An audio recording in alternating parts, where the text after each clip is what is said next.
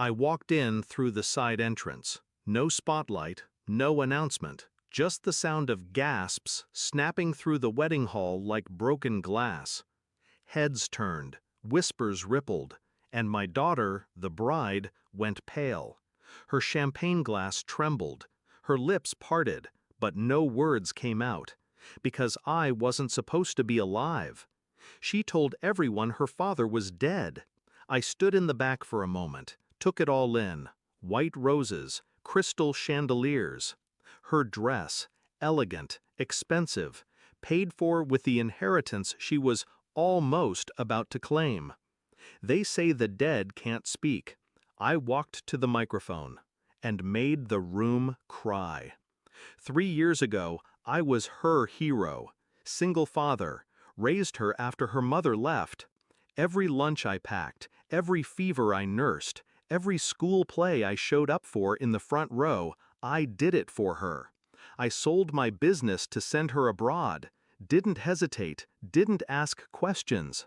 Love doesn't keep receipts, but betrayal forces you to open the ledger. The calls came less and less.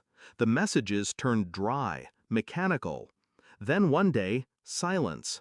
Months passed. I thought she was busy, until a friend in London sent me a link. Her engagement announcement. She didn't tell me. I tried calling, texting, no response. Then I reached out to her fiancé's family, and that's when the real knife twisted. We were told her father passed away years ago, dead. She had buried me, not with shovels, with lies. I sat in the dark that night, heart pounding, mind sharp. I wasn't sad. I was still, controlled. She wanted a clean slate, a story where her father was out of the picture, old, unpolished, embarrassing. So she rewrote me. But stories, real stories, don't die just because someone stops reading them. I made a few calls, quietly. My lawyer updated my will. My bank froze the trust account I had set up for her, and the property I had transferred, reversed, legally, because I hadn't signed the final papers yet. She thought I was gone, but I was just patient. The wedding was in Istanbul, a destination affair, grand, lavish, shallow. I flew in 2 days before, watched from a distance, saw her laughing with people who didn't know my name. One of her bridesmaids said it again: "Her father died, right?" And she nodded. I waited until the vows were done, until the music faded and the MC invited guests to speak. That's when I walked in. Black suit, calm face, quiet vengeance. Like a ghost with unfinished business. At the mic, I didn't raise my voice. I didn't curse. I simply said, "My name is Rihan. I'm the father of the bride." I wasn't invited. I wasn't supposed to exist. But I do. You could hear hearts drop. Her fiancé's father stood up, confused, angry. "You said your father was dead."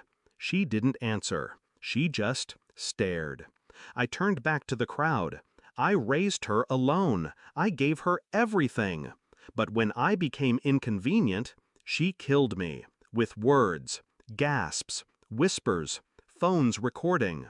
She didn't just lie. She tried to erase me.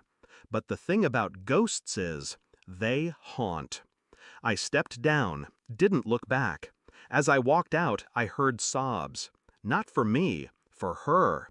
Because they didn't see a bride anymore. They saw a liar. She called me that night, 23 missed calls. I didn't pick up. I let the silence ring louder than her betrayal. Days later, I heard the wedding was annulled. His family wanted no part of the shame. The photos were pulled offline. The venue refused to refund. Weeks passed.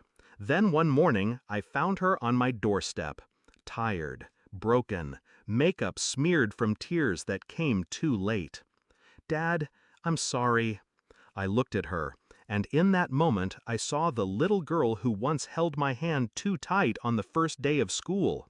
But I also saw the woman who buried me to climb higher. I didn't scream. I didn't slam the door. I just said, I died once already. You mourned nothing. And now, I live without you. People think revenge needs fire, but sometimes it just takes walking into a room you were never meant to enter and existing loudly, truthfully, unapologetically. That's what makes the liars cry.